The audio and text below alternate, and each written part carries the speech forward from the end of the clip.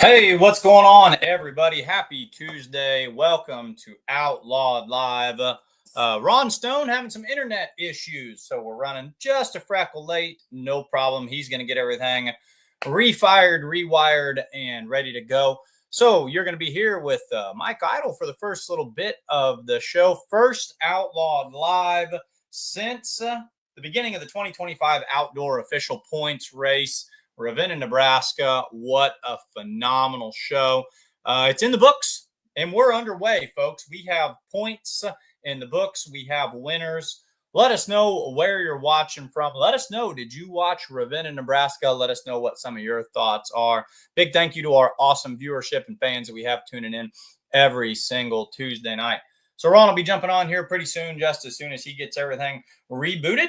Of course, we're going to do the weekly feature of When the Smoke Clears. Really excited to get back on track with that going again. I've got about 5 of them lined up for the next 5 weeks already. And like always, if you're an Outlaw member and you want to be featured on When the Smoke Clears, we want to feature you. So just reach out to the Facebook page or reach out to myself, and we will make sure that that happens for you.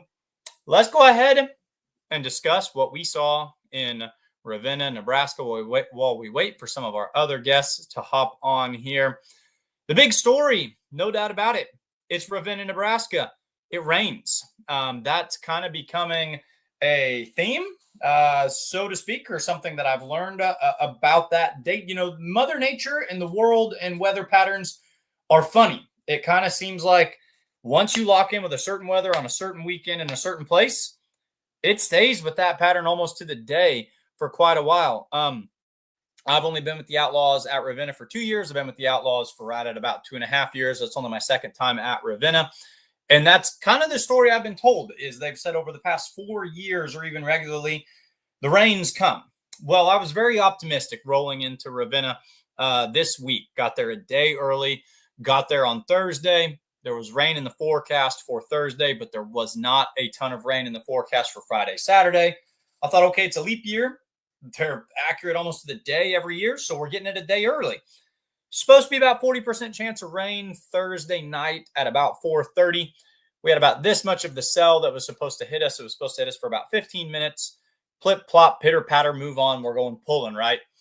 That cell there on Thursday night. Now, keep in mind, this is still way before the pull started. That cell on Thursday night came to a complete and total development directly. I mean, that thing anchored on the track itself, and it rained. Just a steady rain for 3 straight continuous nonstop hours. It was wet. That is not the type of soil out there that readily sheds off a lot of water, kind of like our hard-packed Missouri clay that we have. A lot more loamy, a lot more sandy out there. The crew, I have never seen a harder working track crew in my life. Rained on and off on Friday. They put 10 hours worth of work in it. The track, to the casual fan, to the random eye, looked good. Friday night, if you were sitting in the stands, it was sun shining. We delayed the pull to 7:30. It looked like we were going to have a pull until we started putting the equipment on it. The first pass the sled tried to make down that track, we had ruts in it that were easily 9 to 12 inches deep. Sled could not go back under its own power. We had no choice at that point. You know, the sled's not going to operate back correctly. The vehicles aren't going to operate correctly. We weren't going to be able to give a show to the fans that they deserved. It was going to be one of those that if the points battle came out funky, you'd look back and say, should we have been pulling on that surface? We were going to hurt vehicles. There's no doubt about it.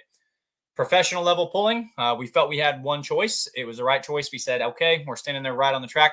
Not going to be able to happen. It's just not the product we want to show. It's not fair to the sled operators. It's not fair to the fans. It's not fair to the pullers. So Friday night, we decided right at game time, we're going to pull the plug. The promoters out there were phenomenal. They issued a full refund to all fans. That's not something, guys, you typically see in pulling. You know, typically once you're there, I mean, it is what it is. People kind of understand that it's Mother Nature.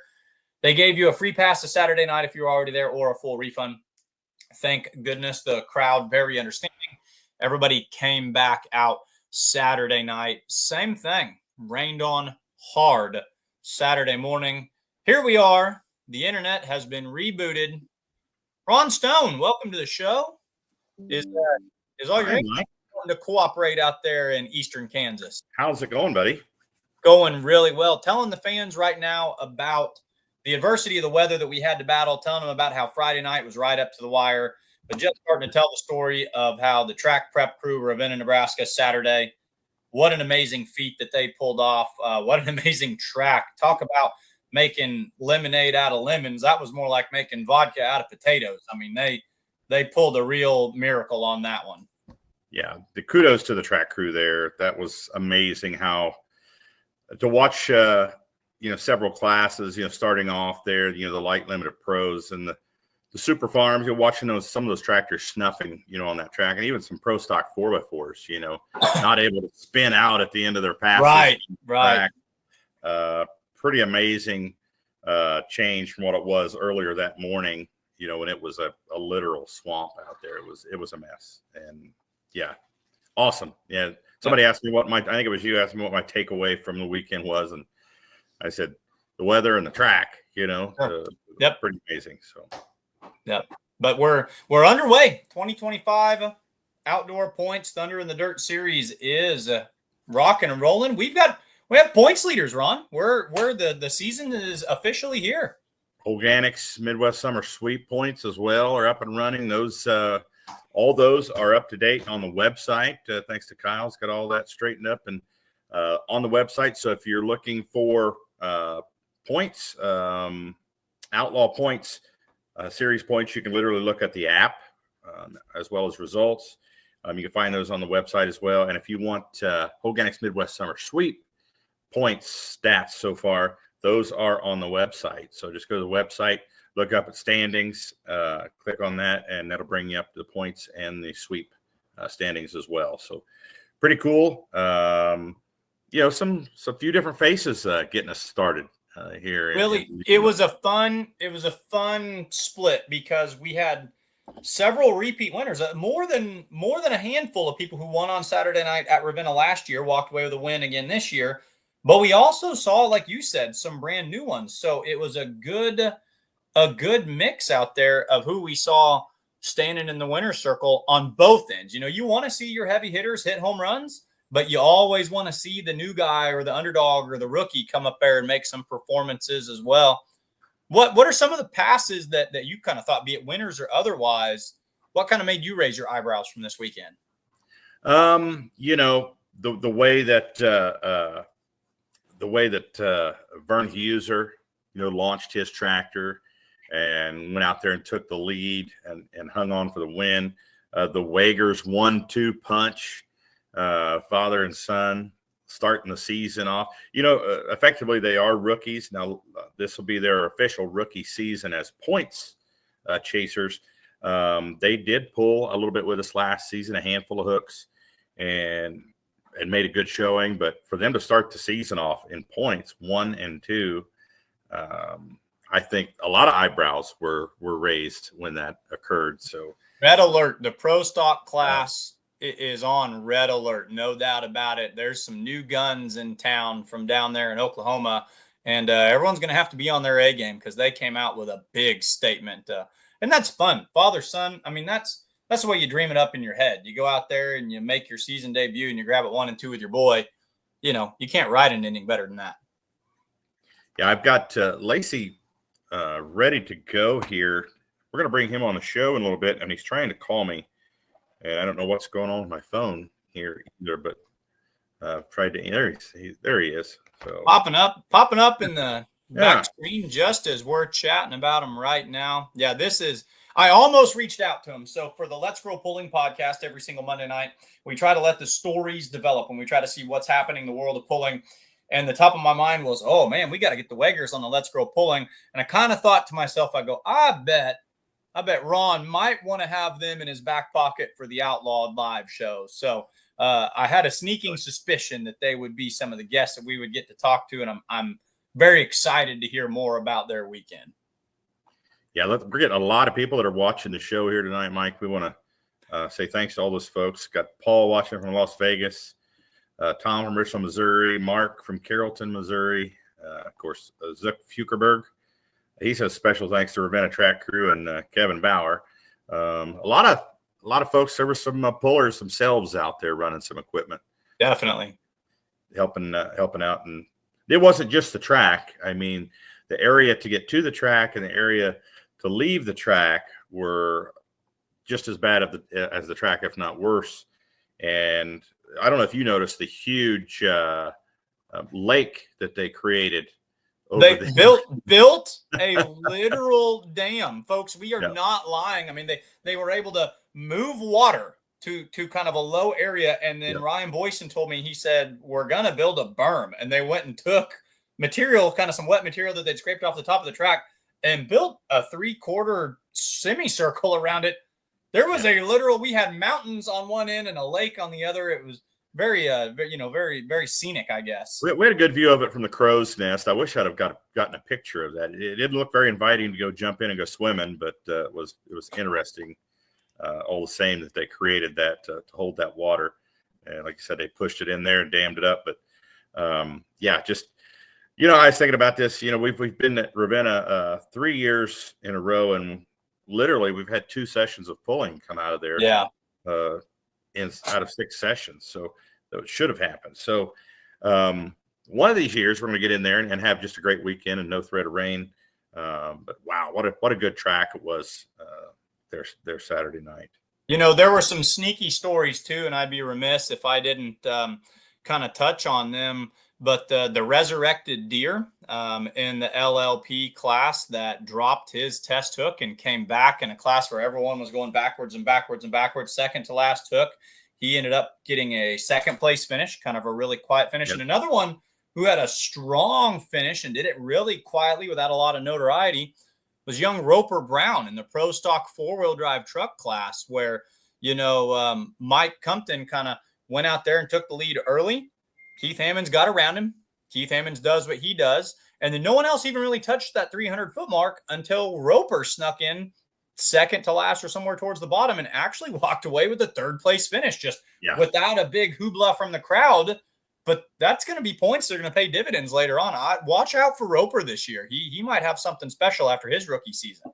Yeah, that truck, in 2020, that truck did points champion. Only one to interrupt Keith Hammonds' his sweep. 2020. Derek Brown, Roper's dad, got in there and kind of interrupted his big sweep of that class there. So kudos to him. David Anderson, good to see him back out again. In the diesel superstock class. Zuck Fukerberg, Doug Voth, he's talking about Vern Huser. Vern Huser took a big shot there. He came out and just hammered that thing. He said he waited on a little bit. You sure couldn't tell from where we were sitting. He is on a renaissance right now. I mean, he's on a hot streak. Went to the National Farm Machinery Show, made the finals, won Friday night at the Pullers Championships, comes back over a day, or the first pull for the Outlaws, grabs a win. Don't sleep on old Vern this year. This might be the say goodbye year. No, that tractor, he said it got a hold of the track, and of course he said, that's all owed to the chassis on that tractor. But yeah, it was he got a hold of it for sure, and it was a great mod class. Had 10 mod tractors. Just reached some of the guys here that are there. You go, Groveport, Ohio, checking in. Chris Kilbarger, Chris Lindahl from Wakefield, Nebraska. Thanks everyone for tuning in here. Let's go ahead. We got the Wagger family back here waiting on us, Mike. Let's go ahead and bring them on here. We've got Lacey. It looks like we got Braxton there in the back. What's going on, guys? What's up? Got the movie star over here too. She ain't moving much. Diana's there as well. If it wasn't from her, we wouldn't have no kind of social media. Nobody would know us. Well, I think people are going to start knowing who you are now after that 1-2 punch you guys took the other time. Did you expect anything like this on the first hook out for the season? No, I mean, there's by no means that we expect that, but we're still trying to get everything. We feel like all of our ducks in the line. It looked like we had them in line pretty good the other night, so we'll see what the next pulls and hooks bring to us. Yeah, the Ducks were walking a definite straight line the other night, man. That was pretty awesome. Of course, Kaden, you pulled before your dad, and you came out and took the lead. And I was curious how your reaction. I think I was in the winner's circle talking to somebody at the time, but I thought about it later. I thought, I wonder if he was cheering Dad on up until he passed you, or were you cheering as he went on past that leader mark? No, I was cheering him on until he got to the checkered flag bucket. Then I was like, no, stop. But he just kept on going. I had multiple pullers come back there, kept telling me, Caden's there, you got to show it up. I'm like, man, I give him the better tractor. I was kind of going ahead and setting this deal up for me when I failed down there, Then one of the guys that was there, he's like, I thought them tractors was the same. I'm like, man, ain't you got some tire pressure you need to go check for your daddy or somebody? So this is kind of a dream come true. I mean, Lacey, you've been wanting to do this for how many years? You've always wanted to do it. I mean, when I was a little kid, my dad took me to the pools down here in Texas, all the time. And then, later on, of course, I think that was pretty much our first date for me and my wife, and back in like 93. It was the highlight of every summer, every 4th of July. That's where we spent it. Our boys were going to Louisville in diapers, and when I was pregnant with the other one, and one of the boys would always go with Lacey in February. It's something that every single year was a must for our family. And, back then we didn't have dreams this big. It was never our vision. It was just a diehard fan, first to get there, last to leave. Yep. He would know everything about, all the tractors and all the pullers, and we would always have pit access. It was literally like just a huge family affair. In 2020, the boys told us we want to race, Dad, because we had gone and watched dirt track also. And so long story, but we jumped into that, and he let them fulfill their dreams first for several years. And then we had the amazing opportunity to meet Tim Engler and put it all into play. And it's still very, very surreal that we're actually there to compete and be a part of it. It doesn't seem real yet because we have done this, for many, many, many years as a spectator and just, dreaming about it. I caught Lacey a little bit there when we were interviewing you Saturday night. A little bit of emotion. I think got the best of you there a little bit at the end. I think you were kind of feeling that same way, like, I can't believe this is happening right now. It's hard. I've had some really good people in my corners trying to work to get us to that point. So, to walk out there and get the 1-2 punch, it was what I wanted for them guys more than anything. So it was rough that night there, super proud more than anything. Yeah. Now, Braxton, you've never been pulling before, have you? No, I haven't got to experience it. I'm tied up in my own hobbies, but maybe eventually I'll get to come out and see everybody. Yeah. Between the two of you, which is better, pulling or racing? Oh, you don't want to start that battle. Notice they're dialed in here as Wagger pulling and K&B racing. So, they didn't go one way or the other. They like going straight and turning left. I'm in the process. Tim's going to build me another chassis. We done got a motor in the works, and done got all the hood and all that is setting up at Craig Wildman's, just waiting to go. So he thinks he's going to transform Braxton into a puller. Get him in there somehow or another. Braxton did 120 races last year. We traveled the United States with him really, really hard. And he's pretty hardcore racer. And it's crazy because the weekends, there's only one weekend a week, and usually pulling and racing, there's something going on all over the United States. And so he's tried not to miss any opportunity of being in the seat of a race car, but hopefully he'll get the opportunity to come. 120 races. I thought we had an Ironman schedule, Mike.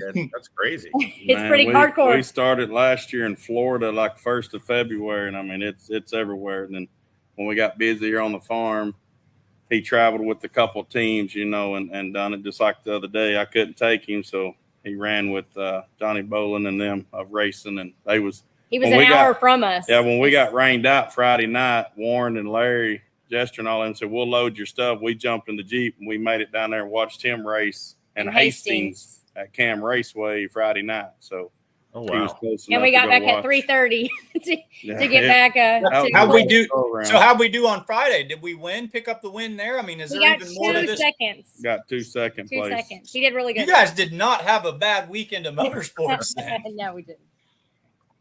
Well, That's we've kind of incredible. figured the race cars out a little bit, and hoping to get to the tractors. We'll I mean, it looked like we really had our stuff figured out up there, but we might go backwards at the next few pools. You never know. I want to talk about those Engler chassis that you guys, you know, are very big believers in. If you stop and think about the entire show, you know, Fernhuser, he's running an Engler frame under his as well. David Anderson just got his back from Engler's. I mean, is this, you look at it, that's a big time weekend he had. Now, he's a name that needs no introduction, but do you guys feel that that's just a major element in what makes your tractor successful as a partnership you've had with him? Yeah, I mean, you got to understand, Tim is, I mean, if I have issues with race cars at 10 o'clock at night, he's going to answer the phone, you know, or if it's 11, 12 and he's not answering the phone and he goes to bed, you know, we ran his injection system on all the cars, and, you know, we spent nights with him and Tammy at his house, you know, multiple nights on dyno and just teaching. I mean, if anybody says Tim not going to help you, is not going to teach you, they're wrong, because he's going to go above and beyond to get the job done. So tractor wise, I'm happy to be in there with him on it. You know, I think there's a lot of secrets that Tim's got figured out, just like it is in the injection systems and even in the tractors, that, you know, he's not going to let that out of the bag. And yeah, I think it helps in the long run.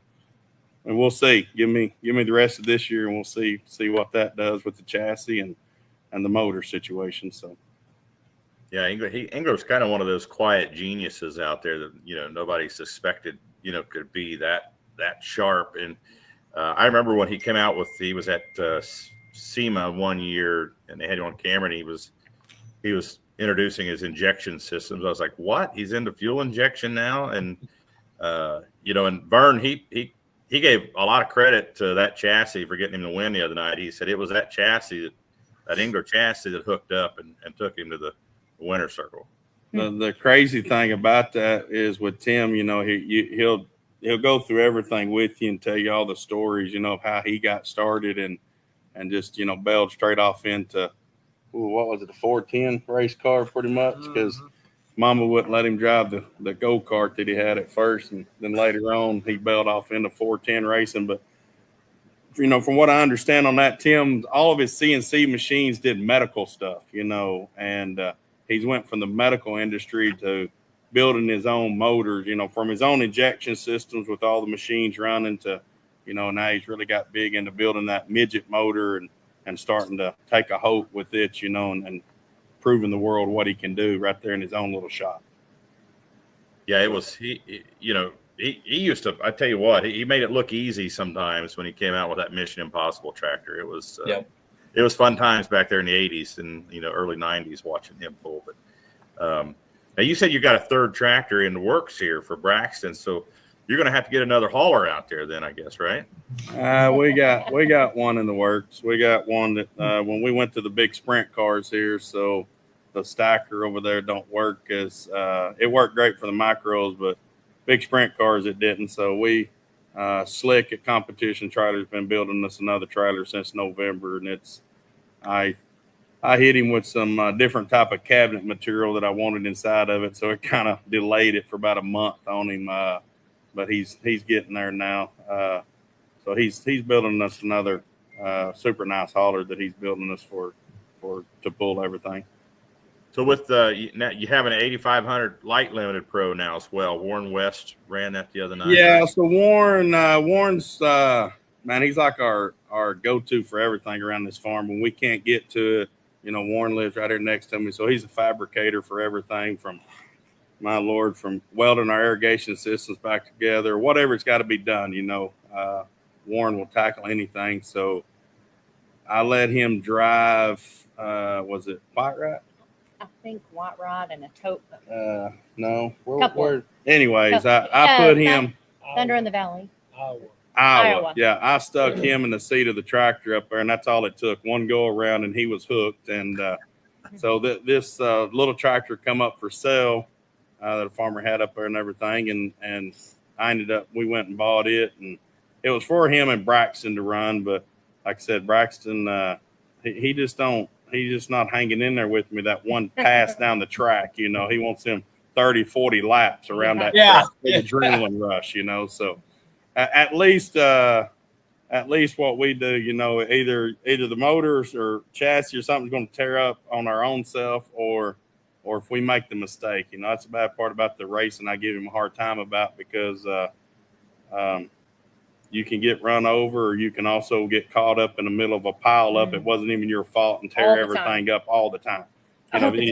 So I like to pull them better. At least a lot of times we get to load everything in one piece. But like Kaden said, we just drove 20 hours for 12 seconds. 12 seconds, 20 hours we drove.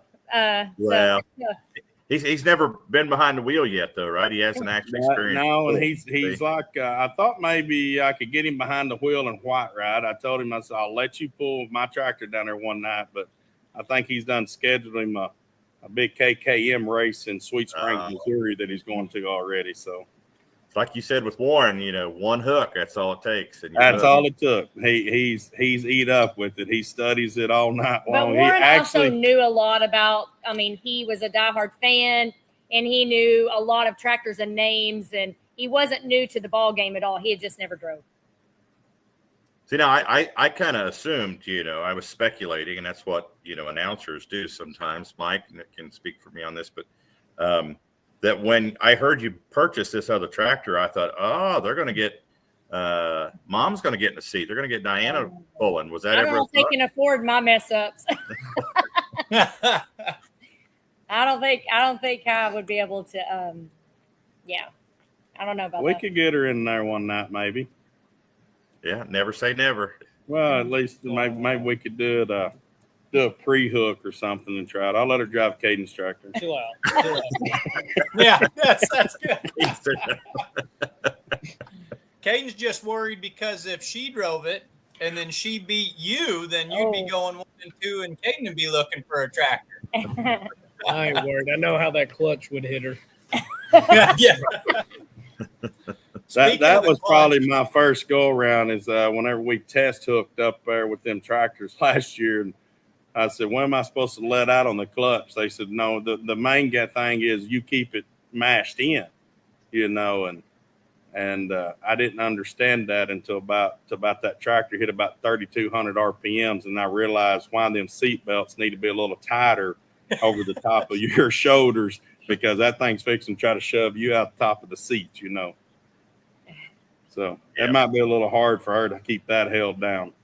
When we take a look at the runs you guys have, one thing that really stood out to me was the amount of speed that you had. That was definitely a power track, not a speed track. But you guys found something 150 feet, 200 feet. Front end was just perfect, and we knew you were going to fly out the back door. Was there something that you were able to identify in the track? I mean, you guys are dirt track racers, spend a lot of time around dirt. Was there something you saw that you could apply? Or was that just your setup was where it needed to be, or just good old-fashioned horsepower? What was it that set you guys apart from everyone? It's hard to read the tracks. I mean, we try to read them in the dirt track world, and by the time you think you got the track figured out, they'll go out there and water it or whatever. But I think in Ravenna, my main goal was to stay away from that hole that was somewhere around 260 feet on the right-hand side. I didn't want that. And you kind of watch the sled. You watch that sled go back and forth, and you watch that old ground move with it. It was wanting to try to pump some water, but, they was doing all they could do to even have the show up there. You know, they absolutely did an amazing job. I feel like trying to get the track to where it was at, you know, more than anything. But no, I mean, I think it's kind of the luck of the draw. Kind of try to get out of the same ruts that everybody was running in, because I think the more you run, the more you disturb that ground. It was beginning to be like Jello. Yeah. Yeah. I know on Friday night, it was from the folks in the stands that were there, you know, shortly before, you know, the start of showtime would have been people in the stands or people at home that could see it on camera. They couldn't tell, but if you walk down there on that track, like you said, it was crust on top, but it was all soft underneath. And you know, when you pushed down just a little bit with your foot, and it went down, and the ground around it came up. That's yeah. We see that a lot in the fields when we're trying to cut grass. It starts what we call pumping water after a minute. You know, once that top layer kind of breaks, everything sinks in. You know, and everything starts falling out of sight really quick. It looked like the starting line, even towards the end there, last couple of classes, was a little bit loose at the starting line. You could hear a lot of RPM till about 100 foot, and then everything kind of grabbed a hold. Did you notice that? That this seemed like a little better to put on? You know, we changed up some tires on the tractors, but we was both running 2 different sets of tires, trying to try some different things on it. So wish we got to be able to pull Friday night, you know, to kind of see where it's at. Hopefully, I don't know if we're going to be able to go up north. We was going to try to run for points, but Mother Nature's not really dealing us any better cards down here right now. So we still got a lot of grass that we got to get planted. And I guess night before last, we end up with another tornado, got another half a mile pivot, tore it up. So we still ain't got all the last pivots put up from the last go around, and it's saying it's coming back. So I was hoping to get a couple more passes on the tractors before we showed back up at the hometown track down here. You know, I want to like to kind of make sure we had everything really lined up, but I think we do. I mean, we had a little bit of an oil leak, but I think that was, from what I could tell, was the valve cover bolts. They done shook loose a little bit right there at the end, so we kind of snugged them a little bit more. So our next look for your class would be we get a weekend off here this weekend, and then next weekend we go over to Cambridge, Illinois, then Donaldson, Iowa. Hopefully you guys can make it up there. That'd be the weekend before White right there. And Doug Foth did send a message here a little bit ago thanking you for assistance and helping White right down there get a couple get some sponsorship down. Man, it's that's hard. I talked to Kyle about that the other day. I feel like coming down to this part of the world, you got to try to get into something else to help try to sponsor it, because the farming is not near as big down here as it is up there. And ASCO, our case dealer here, which they got multiple stores, but they've really stepped up. And also I got ASCO to sponsor the 8500 series, the Light Limited Pro.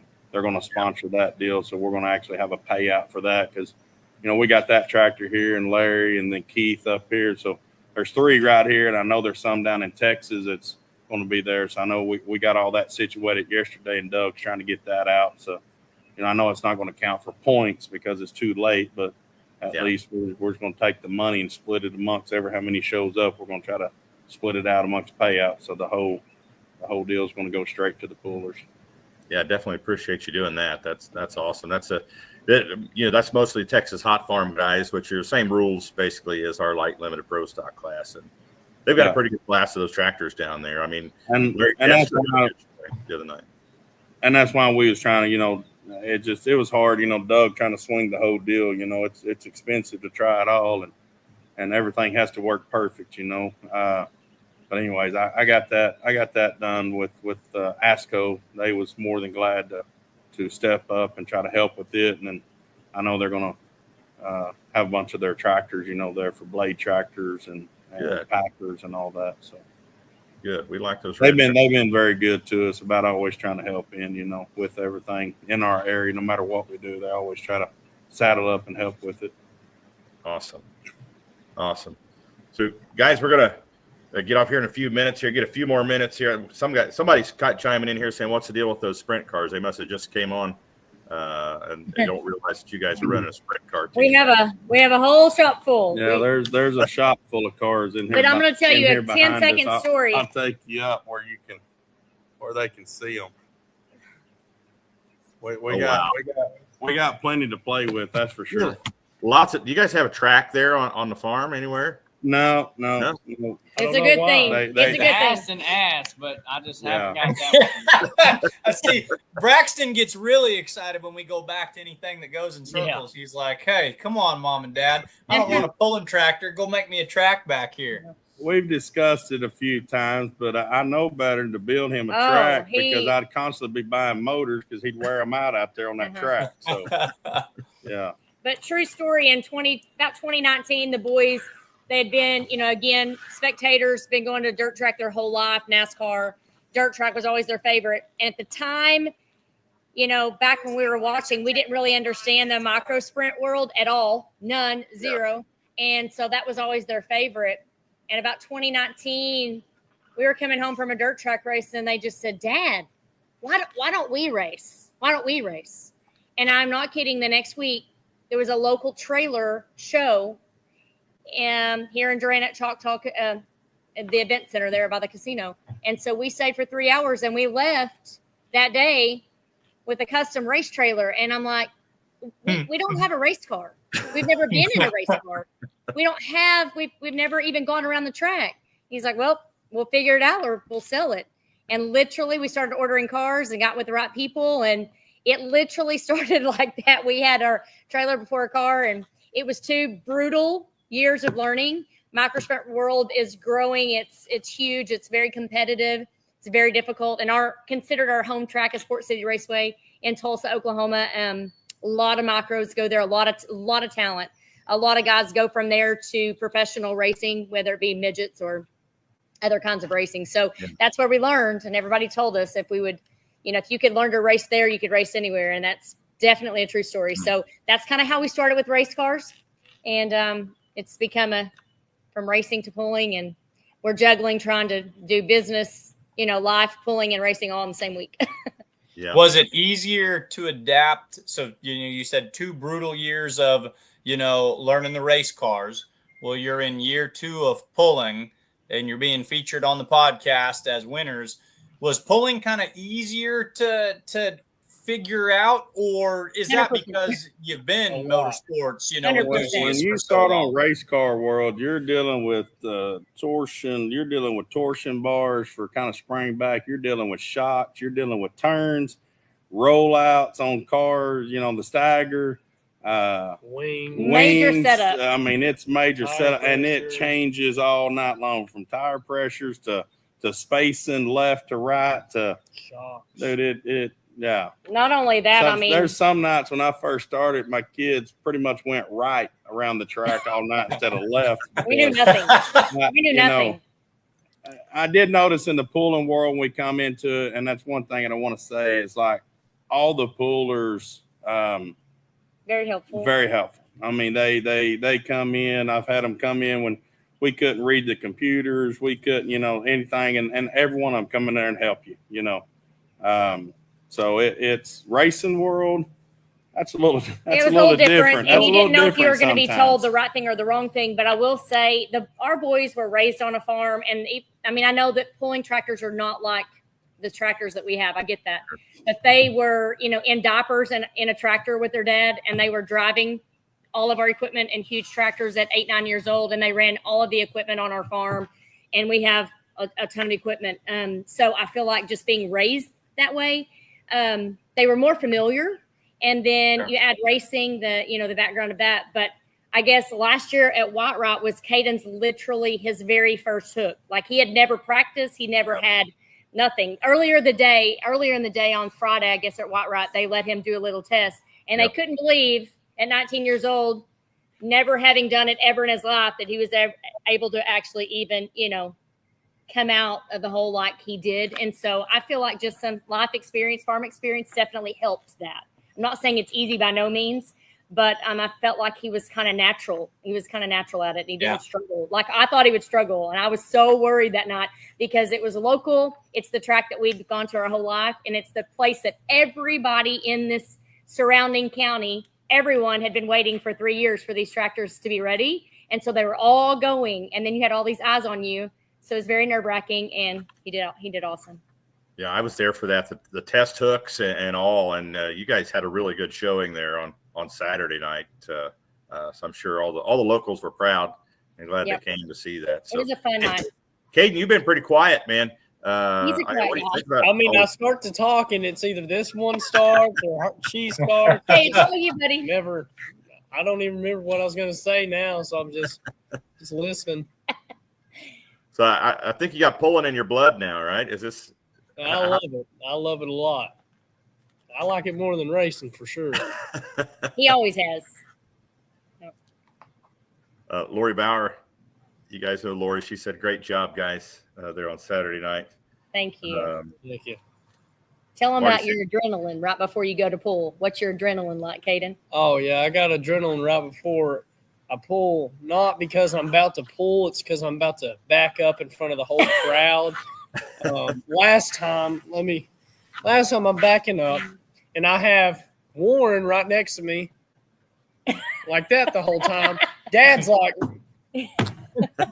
throwing up his hands. I'm confused, don't know what to do. My steering, it kicks in and kicks out, so I start turning, and they go from get over. Like, never can do it right. I think the lights on the sled guy that was trying to back us up, every time we looked back there, all you got was them big bright lights. We thought he was going one way and he's going the other. So I was worried that might pause that we have in that steering wheel that, for the reason they say it's in there, but it messes with you when you're trying to back because you're constantly trying to keep it alive, keep it turning.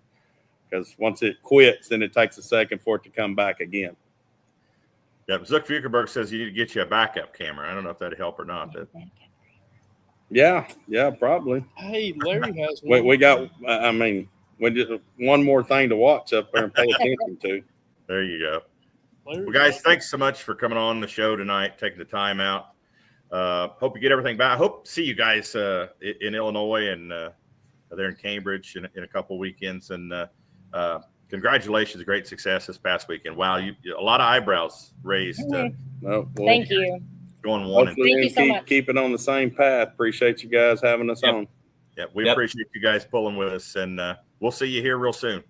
All right. Thanks. Thank you. Thanks so much, guys. See you. Awesome. Cool stuff.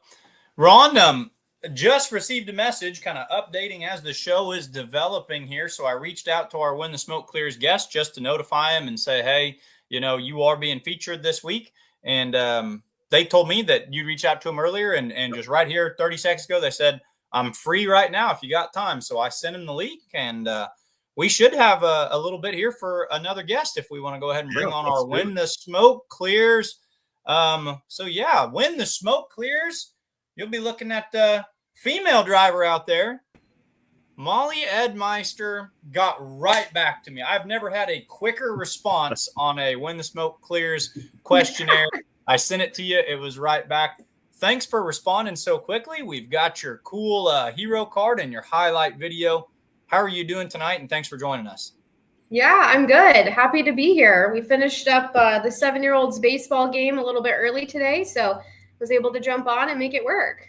Awesome. Yep, I know all about that, know how that goes. So, Ravenna, got to be pretty pleased with how everything went this weekend. Yeah, super pleased. That's our class. I feel like it's always kind of, anybody's night. It feels like there's a lot of tough competitors. So anytime I always say that we can even get in like the top half of that class is a win for us. So we were happy to be there. It felt like we're always kind of on the back end of those feet, if you will. There's always a group of us in there and we're always kind of on the back end. And this time we snuck out and got on the front end of that. So we're pretty happy. I'm a firm believer. I said it a couple times on the microphone last year. There's 2 tractors that I didn't see get a win last year, but I know there's a win in them under the hood. Jared Johansson, Blaze of Glory, that thing's got a win in it. 399 feet on his way to the on his way to the pull off. I think that one's got a win in it. And your tractor, I just feel like it's so consistent. You never have issues with it. It just runs the way you need it to. There is a win under that hood and in those tires at some point coming. I fully believe that. Well, I sure hope you're right. Let's take a look at some of those runs. Have you seen some of the videos before on When the Smoke Clears that we do for drivers? Oh yeah, pay attention to those. All right, so are you excited to see yours live and for the first time? I think so. It depends on which ones you picked. Let's take a look at it right now. When the smoke clears, you'll be looking at an Outlaw. The Outlaw, you'll see Molly Edmister.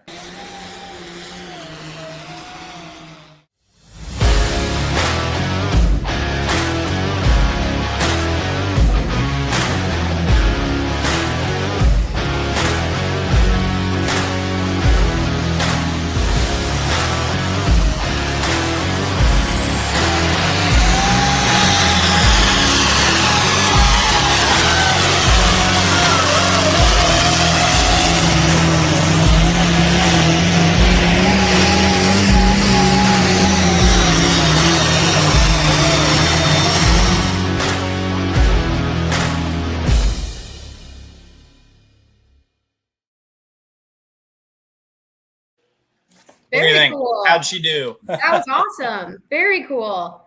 They do an amazing job over there at Beer Money Pulling Team. Mackenzie puts those together for us. Absolutely awesome work. Let's go through your biography together. This is always fun. Ron had the idea a couple of months ago, and he said, let's start bringing these guests on live and get some live reactions to how they filled these out. So your puller is Molly Edmister joining us right here. She is the pilot of Never Say Never, light limited pro stock Case IH 5250 Maxim. Been pulling for 14 years. 14 years of pulling. That's, tell us about the early days of pulling. Yeah, so I've got the owner here, but he's camera shy tonight. So he was down for baseball, so this worked out. But yeah, so I grew up around the sport with Chad Weisenkamp. My dad and Chad were actually roommates in college. Oh, wow. So grew up around it. I always joked that even when I was, 5 to 10, that I would have a pink tractor, and everyone kind of laughed and feel like I kind of manifested it, if you will. And then what was that, summer of 2011, Mr. Barry Haveralls with the Red Rock tractor. He actually came into possession of the Gale Force at that time. And at the end of that season, they put me on it at a Rock Valley test and tune or Great Plains pull. So I drove it twice there under Barry's ownership. And then that winter, Barry's one of the greatest men you'll ever meet. Worked out a deal with Dad, and he purchased it over that winter. And actually, I'm going to give my age away here a little bit, but he surprised me with it for my 20th birthday that season. So went into our first year, and here we are 14 years later. That's cool. Yeah. Yeah, that's awesome. So it's always been 14 years with this tractor. It's not like you started on a garden tractor or something. So you and the vehicle obviously know each other pretty well. It says right here in your bio, your first hook was Rock Valley, Iowa test and tune. Yep. But your most memorable hook, a couple of good placings in Arlington, Nebraska, with lots of family and friends present. Is that kind of a local area for you guys, or tell us about that memory? Yep. So I actually grew up in Fremont, Nebraska area, which is about 3 miles or so from Arlington. And then Dad just kind of down the road, another 15, 20 miles from there. So always had a lot of family and friends there. And for whatever reason, our tractor always liked that track. So we always feel like we placed, a couple top fives there, and always fun to do it in front of, our hometown and family crowd a little bit. So I'd be lying if I said we're not really, really going to miss that pull this year, being our pretty much what we classified as our hometown or closest to home. So. Yeah. Now Mike's talking about, you having a win in your future here. I think that's true. And that tractor, I've seen that tractor win before, but unfortunately, Molly, you weren't driving it. You had some crazy guy driving it for you that night. I know it. I don't know what's going on, but yeah, we almost had 2 wins out of it without Dad or I on the seat. So, Al Ferguson, yeah, he got real close Yeah. and given last year for us. But I think I did put on that bio. I'm sure Mike will get to it here shortly when it talks about pulling goals. All I want is a win with Dad or I behind the steering wheel. Not asking for much. I really liked it when Al drove it, because that's a great. You got a truck guy driving a tractor, and then he almost picks up the win in the tractor he's driving. Then you put the truck guy in a pink tractor, and then he almost wins it with that. And we're just like, Al, you're just going to have to start, get a pink tractor of your own, or just go full in with that. But really nice, really neat to see. He almost went 1 and 2 with the fuzzed up and with the never say never out there. Yeah, in it was Gibbon pretty last cool. year. Yeah, Al's a great guy. He did a great job driving that tractor all season. And so when it came an opportunity for Dad or I couldn't make it out there, and Al said, I'll take it. We're like, go for it. You've done great. Austin Edmister says your husband must be one lucky dude to have such an awesome driver out there. Yeah, trying to butter up for something. Oh, that's maybe he's wanting to drive. Is that what's going on here?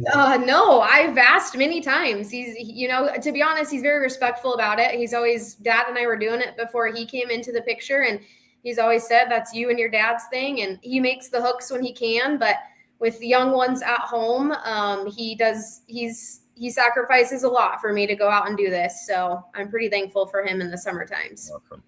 Definitely. Yeah, that's a good balance. That's really cool. So you said, get back to this wildest ride. It's always a fun one. 2014 at the Cornhusker Classic Indoor Pull in Lincoln. And of course, right on cue, the first pull my now husband ever watched me at. So were you sure that he makes the sacrifice to stay home, or did you scare him to death? And he says, you know what? That's crazy. You can tell me about it when you get back. What happened there out at Lincoln? Yeah, I don't scare him too much.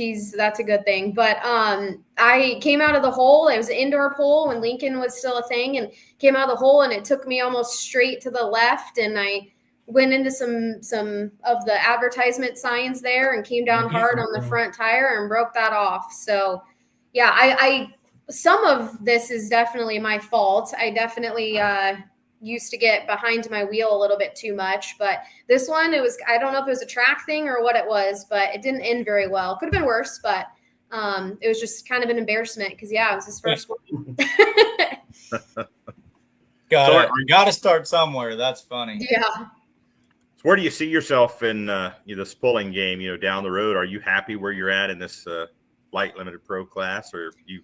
Yeah, so we were super farm up until about 2021, and kind of just as the sport grows and that class kind of grows, and we realized our position in it, and talking to Andrew Meister, who does all of our motor work, it just made a little bit more sense that we went to this class to maybe be a little bit more competitive or consistent, like you guys have noticed, and it's paid off well. So I like to kind of say where Dad would admit to, we're low budget, if you will, compared to a handful of people out there. But I think our biggest thing is just to go out and have fun. And that's always what we do, and stay consistent. So we got that 4th place in Ravenna out of 16, and you would have thought we won the thing because we were just so happy about it. So as long as we can maintain that and kind of be happy, and like I said, my 7-year-old is growing up to absolutely love it. That's been pretty fun.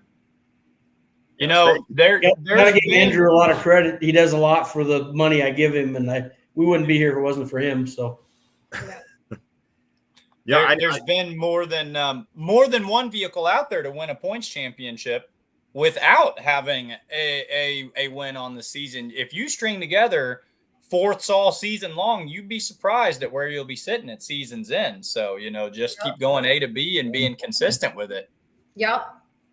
So right there on that, talking about the Weisenkamp family, when you were asked who your biggest pulling heroes were, obviously Dad, Barry Peterson, Mel, and Chad Weisenkamp. So you've kind of hit on all that. What are some of your biggest memories you have with your father or with the Weisenkamp family, even from the time you were a kiddo or right up to being in the driver's seat now? Man, there's a lot of them, if I will say.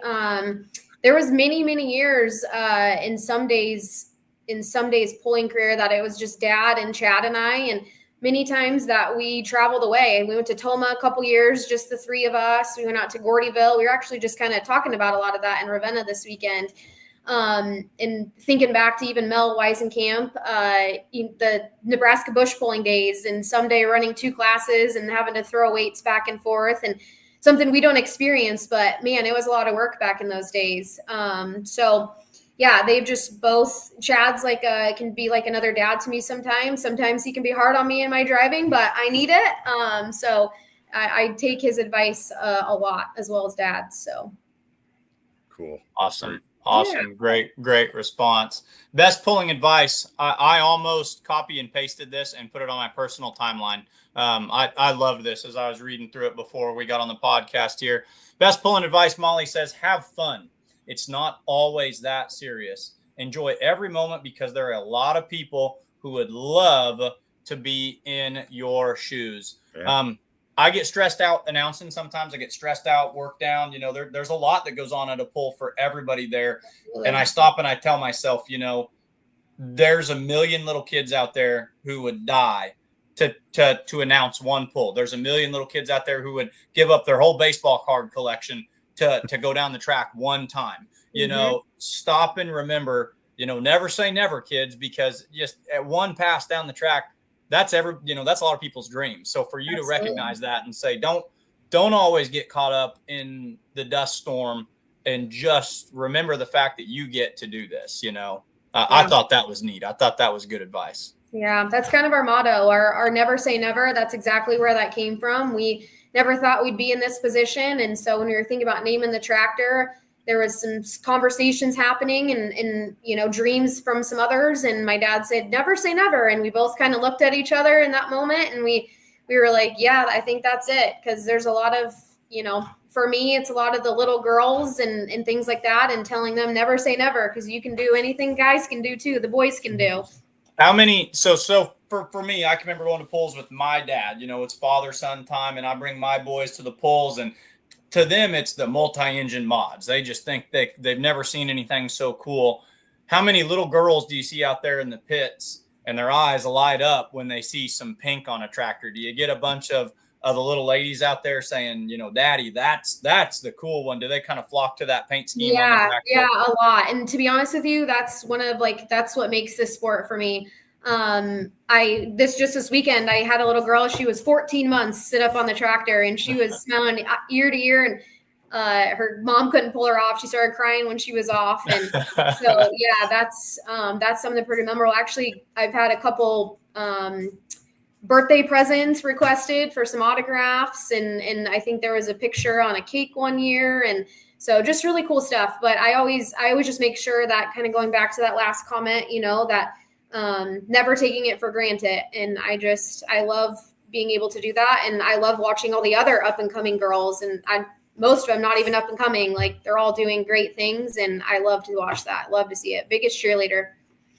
There's not a single gal that pulls with the Outlaws that can't win her individual class at any time, be it Connie Mullenix or Jamie Yonke. I mean, yeah, you ladies aren't out there just hanging out. You're out there getting it done, you know, with the best of them.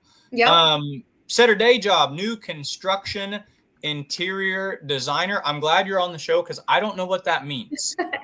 So I work for a residential new construction company. So we build brand new houses.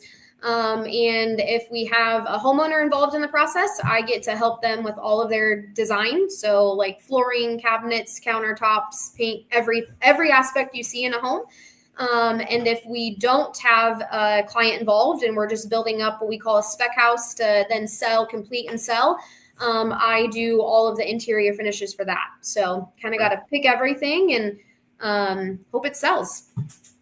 There you go. Now we know. I didn't know there was such a thing. You learn something every time you get on the show. You said your pulling goals: win a hook with myself or Dad behind the steering wheel, but also see your kids pull one day. How big of a deal is pulling in their life? Yeah. He's been dying to get on, so this would be a good chance for him to at least say hi. How we doing, bud?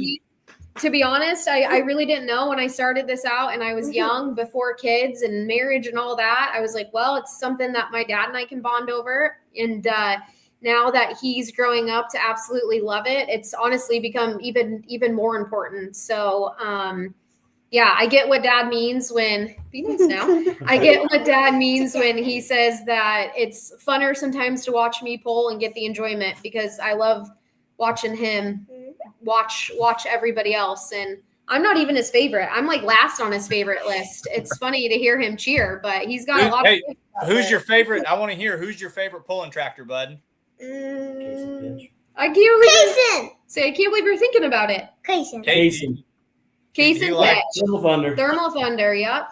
All right. Yeah, I'm telling you that the kid, I got a 6-year-old, this 7-year-old, they like the mods, right? That's where the cool stuff's at.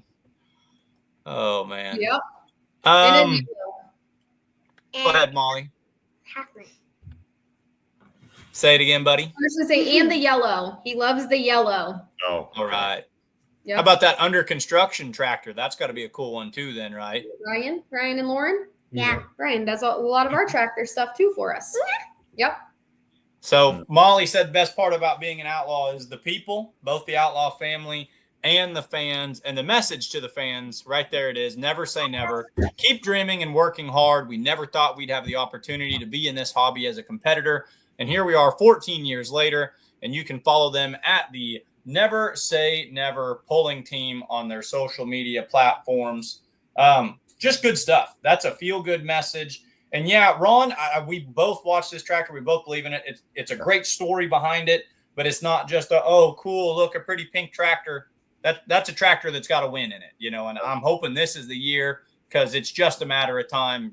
There's a win under the hood in there somewhere. All right, like I said, I sure hope you're right. We'll take it. But we're happy either way. We're happy staying consistent too. Awesome. Well, folks, there you have it. When the smoke clears, you'll be looking at an outlaw. And this week, your outlaw is Molly Edmister. You can check out her full biography as well as that highlight video and her digital hero card that'll be featured on the Outlaw social media platforms for the upcoming week. And like always, if you're a puller and you want to be featured, just look for my messages or feel free to reach out to us. Molly, thanks for coming on and have a great night. Thank you so much. You guys too. Yep. Awesome. What do you say, Mr. Stone? That's first full podcast after the first full weekend of 2025 pulling. Yeah, it's you and I were kind of in the same boat there. Friday and Saturday night, you and I both were just whooped on either night. It's we were getting old or responsible or lame. Man. I don't know, but there was not so much guitar playing and backup singing out in the pits as I've seen from time to time. So. Yeah, it was sleepy time after big Friday, weekend Saturday night, but but there was a lot of work that happened this week, and one thing we didn't even talk about, and we got to tip our hats to. Everyone wants to talk about the track crew and the winners and the pullers, but also the tech officials, because we were all running around busy. But on Friday, what did they have? 108 vehicles that they went through and did a safety tech inspection on all of them. So a lot of stuff developed this weekend. A lot of things happened. So a big thank you to all involved in that as well. It was boots on the ground, but we're pulling, man. It's only more fun from here.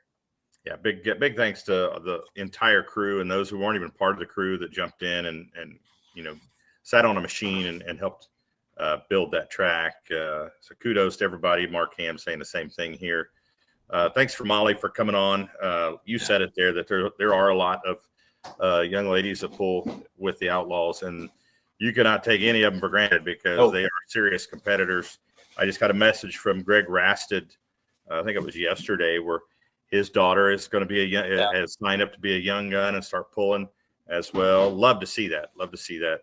Kenley Petch. I know when we talked to Kyle and Kaysen that Kaysen and Kenley are starting to squabble a little bit because she's kind of saying, hey, when's it my turn to get it? You guys have let Kaysen go down for a couple. He had last year. So I imagine it's just a matter of time before we see, her jumping up in there and taking that one down the track too.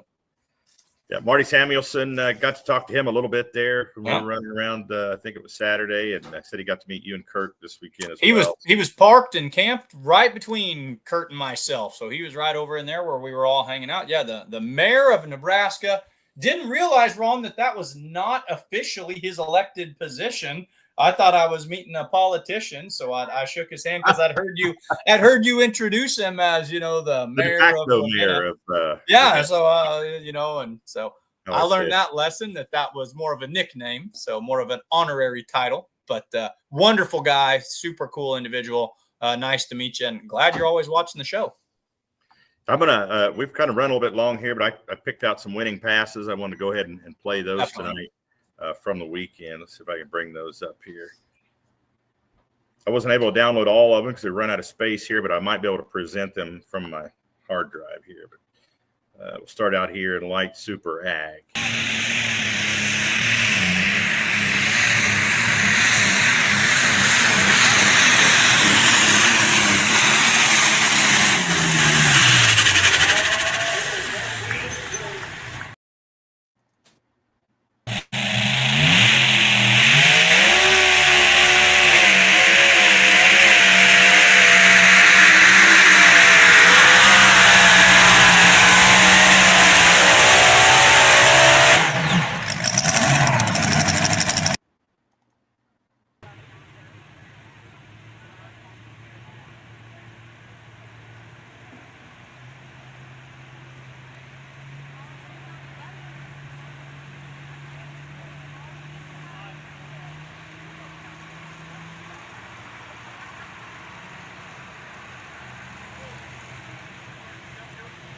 Of course, this Randall Gira, he won the light limited pro stock class.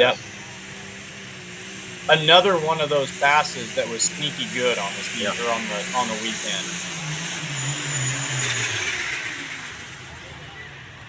Yeah, 317 feet, won that class by almost 14 feet. The limited pro stock.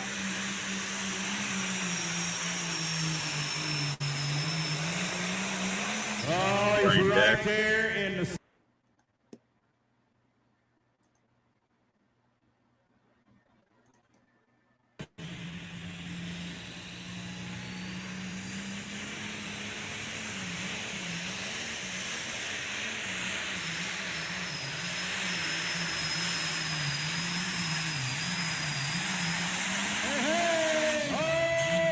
Ron, I went up to Norfolk the very next day, and I stopped in at the aught shop, and they said, we mean this in all happiness. We're a big fan of Wes Severs. He's got our old chassis. He said, Bodie said, he goes, but we're in trouble. He goes, Wes is really putting something together special. He goes, yeah, we're going to have to be, the aughts have been so dominant in that class. He goes, we're going to have to be about perfect this year, because after what we saw last night with that run right there with Wes, it's all hands on deck. Wes has got something figured out. Yeah, that was an excellent pass he had the other night. It's nice to see it get that way, though, when everybody's kind of clawing to, and scratching to get a win and get a few different drivers in the winner circle. This will be David Anderson's Diesel Super Stock. Rough shod, he's going to call it this year.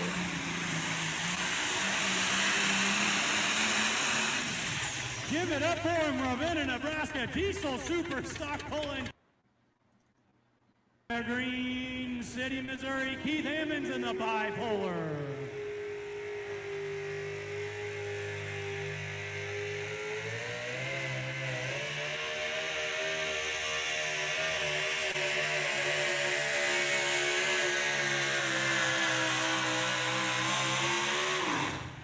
Take a wild guess which puller I saw out on the track at 3:30 when it was still a long ways from being ready, studying dirt.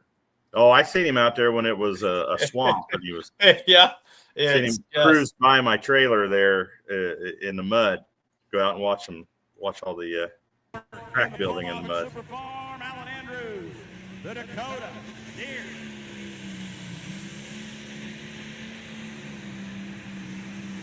Now, this would be the pull-off. We actually had a pull-off in the Super Farm class. Flood setting was a little off. We had so many go down the track already. It's kind of too late to start it. So they set the pull-off mark at 373, and we have 5 get past that mark. Not the worst thing in the world of stories for pulling. Everybody begs to see a pull off again. We saw 5 out of, I think, like 17 or 16 as a big class get in there. They did the pull off a couple of classes later, which I think a lot of people said that's how it always should have been. When was the last time you announced a pull with a pull off? Well, Saturday night, of course, but beforehand, geez, I don't know. It's been a while. Yeah. So I thought it was neat just to show the fans, like, hey, this is something that used to happen. Now you can say that you've seen vehicles with a full pull. You've seen a pull off. So not the worst thing. It made for a fun narrative. Well, the whole pull off situation now is much different because they're pushing the equipment, these power plants, harder than they've ever been pushed. And for them to turn right back around and come back and hook, they're just hot. Those machines are not ready yet. We're back in the day, they weren't pushing them as hard as they are now. So it does change the dynamic a little bit when they wait, a few classes because tracks change. Does it put the first puller at a disadvantage? Possibly, even, they moved over to the other track. Yeah, other sled. It really was kind of a unique situation, but the cream rose. I mean, he's Alan Andrews. He does what he does in that class. Brian Howell, Gaddis, Centralia, Kansas, in the Big Temptation.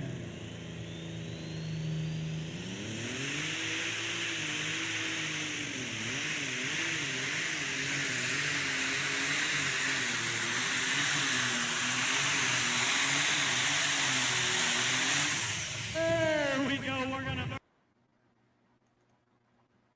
compact tractors from Case IH, the 25SC. Getting entered is easy. Scan the QR code. And this looks like Kaden Weger. I was going to play these for the interview. We went a little bit long there chatting with him.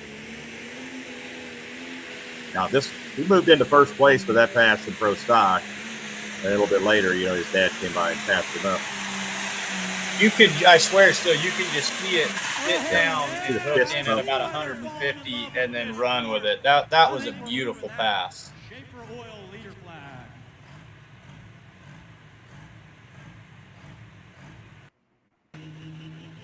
Yeah, of course, this would be Lacey for the winning pass there in pro stock. Give me the keys, son. Dad's going to drive.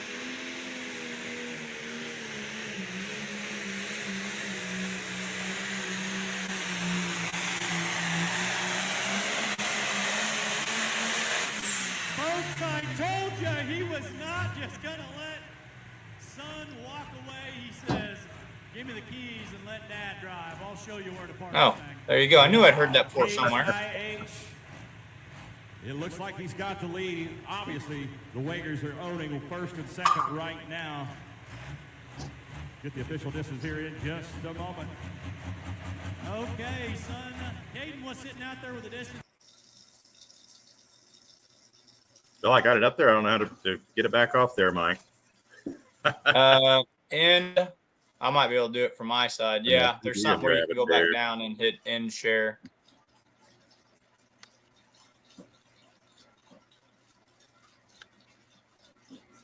Yeah, go down to present, and then you should be able to stop share after that.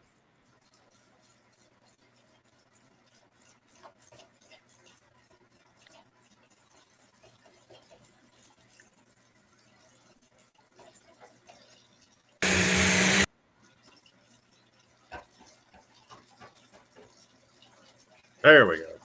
Bingo. Nailed it. Yep. All right, buddy. We've gone pretty long here, about 20 minutes past. Thank you for doing that part with Molly tonight. Actually, a little bit of confusion this morning. I was texting you a little bit after we had our meeting, and then I had messaged Molly about coming on the show, and then I get this message saying I wouldn't be able to come on because my little one has playing ball today, baseball today, and I thought it was you. And then, sure. I wouldn't even pay attention to the number. And then, she said, I might be able to come in late, if you want me to do that. And I was like, yeah, just come in. And I literally thought I was talking to you. And then she texted me a little bit later. Then I realized, I was like, I was talking to Molly the whole time. I thought I was talking to Mike.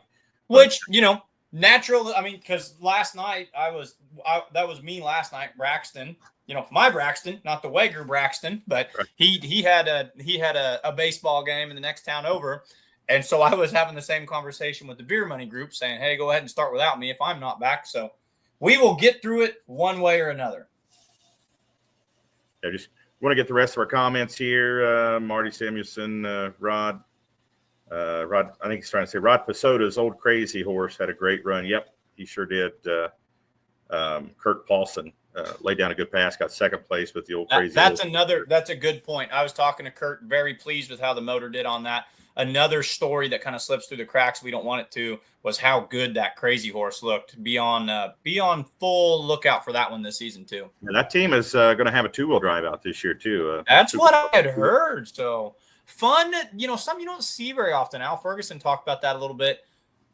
Having a truck and a tractor. Everyone's got trucks and mods or trucks and trucks or 2 super stocks or whatever. Truck and tractor. That'll be a neat wrinkle that he's going to be playing with this summer. Cole Lindahl said said great show, ready for Norfolk next weekend. Of course, you'll be in Norfolk. Yeah. There, I'll be over in Illinois at Cambridge and then on Cambridge. And then after that, we'll finish out June down in Whitewright, Texas. So good start to the season. Yep. Some different people getting in the winner's circle, some different folks getting in there. So it's good to see. Good to see some absolutely new drivers, some new blood in there, shaking things up with the Outlaws. So remember those Organics Midwest Summer Sweep points are on the website. Go to the website, outlawpulling.com. You can also find Case IH Thunder in the Dirt Outlaw Pulling Series points updated there as well after our first weekend of pulling, as well as on the app, the Outlaw Pulling app. If you don't have the app, go get it at the Google Play Store or at the Apple Store right now. Download that app. It's totally free. Very useful tool to have throughout the season if you're a pulling fan and you're a fan of the Outlaws. So great show tonight, Mike. Appreciate you. And I'm sure you and I will be talking again here next couple of days. No doubt about it. Don't go too many days without chatting about pulling here. So thank true. you. And thank you to the Wagger family, Lacey and Kaden and Braxton and Diana for coming on the show tonight. I hope to see them in Illinois and Donaldson as well. So thanks everybody for watching and have a great week. And we'll see you next Tuesday at 7 Central.